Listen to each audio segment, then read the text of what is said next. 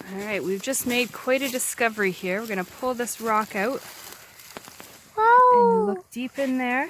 There's a worm. Yeah. Salamanders. Those are little salamanders.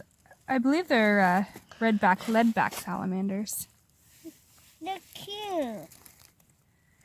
They live in forests like ours, and they tend to hide under logs and rocks around this time of year. And they really depend on those, you know, those little pits that we have in our forest? Yeah. That hold water sometimes in the spring? Yeah.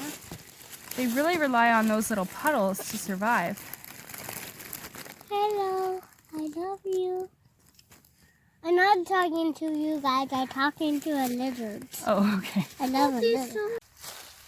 They're moving. We pulled this rock up and look. There was Found 2, me. 4, I Hello. think there was 6 of them all together when we pulled the rock up.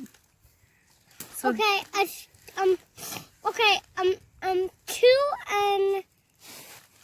Two and what more? So there's 1, 2. 4 here and there are 2 left. That makes 6, right? Okay, so when I was mentioning how important the spring ponds are in the forest, this is kind of an example of what I was talking about. You can see how these darker leaves are showing where water once sat when it rained. And so these are called vernal pools. And vernal just means springtime, or you know, it only happens in the spring when there's additional water. Or ephemeral pools is the same thing. So these are very important for salamanders or amphibians in general, because they need to lay their eggs in small pools like this where there's no predators like fish. Okay, so before, when we were talking about the redback salamanders, I had talked about redback, leadback salamanders. So what I meant by that is that when the salamander is in its leadback phase, it has more of a black or dark gray color, and then it enters into this redback phase. They are the same salamanders, just different, just look a little bit different, that's all. So these look to be in their redback phase. Redback salamanders.